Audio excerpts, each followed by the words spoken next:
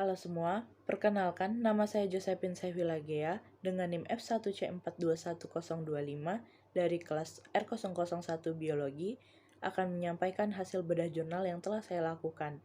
Jurnal yang saya bedah yakni berjudul Keanekaragaman Morfologi Tanaman Nanas atau Ananas Komosus di Kabupaten Indragiri Hilir. Judul jurnal ini diterbitkan dalam jurnal yang berjudul Jurnal Agro Indragiri pada tahun 2016 dengan penulis Joni Ardi, Melina Akrinisa, dan juga Muhammad Arpah. Tepatnya volume 4, nomor 1, halaman 34 sampai halaman 38. Bagian abstrak ditulis penulis dengan sangat baik karena penulis telah menampilkan lokasi, metode, tujuan, permasalahan, serta ringkasan hasil dari keseluruhan isi jurnal pada abstrak tersebut. Disampaikan lokasinya yakni dilakukan pada 3 kecamatan, yakni Kecamatan Kempas, Gunung Anak Serka, dan Kateman Gemilang. Penelitian ini dilakukan dari bulan April sampai Mei pada tahun 2013 dengan tujuan untuk mengetahui berbagai jenis plasma nutfah pada tumbuhan nanas yang berbeda-beda morfologinya.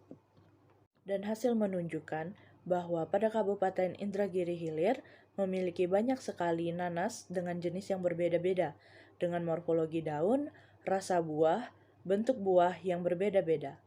Pada bagian pendahuluan, penulis telah mencantumkan tujuan, yaitu untuk mengetahui keanekaragaman plasma nutfah pada nanas yang memiliki karakter morfologis yang berbeda-beda.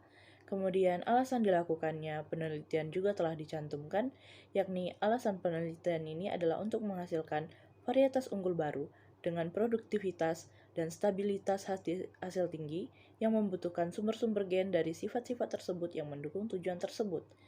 Ada pula teori yang diberikan yakni sumber-sumber dari gen-gen sifat tersebut perlu diidentifikasi dan ditemukan pada plasma nutfah melalui kegiatan karakterisasi pada evaluasi untuk dilakukan dan diberdayakan dalam program pemulihan. Penulis juga menyampaikan permasalahan pada bagian pendahuluan secara ringkas, yakni bagaimana keragaman tumbuhan nanas berdasarkan karakter morfologisnya dan juga bagaimana keragaman karakteristik morfologis nanas, hubungan kekerabatan antara jenis-jenis nanas yang ada di Kabupaten Indragiri Hilir, dan jenis-jenis apa saja yang dominan di Indragiri Hilir. Pada bagian metodologi, penulis juga mencantumkan metode apa yang digunakan pada penelitian ini. Metode yang digunakan ialah metode deskriptif dengan pengambilan sampel secara sengaja dengan meneliti status kelompok tumbuhan-tumbuhan yang ada yang diambil sebagai sampel. Kekurangannya pada bagian ini ialah penulis tidak menjelaskan secara rinci alasan penulis menggunakan metode tersebut apa. Berikutnya saya akan menyampaikan secara singkat mengenai hasil dan pembahasan pada jurnal tersebut. Hasil yang pertama, yakni diketahui terdapat 7 jenis tumbuhan nanas dari 25 sampel tumbuhan nanas yang telah diambil. Daun nanas memiliki bentuk daun yang lanset, bertepi rata, dengan tepi-tepi yang berduri dan juga terkadang memiliki duri pada ujung daunnya.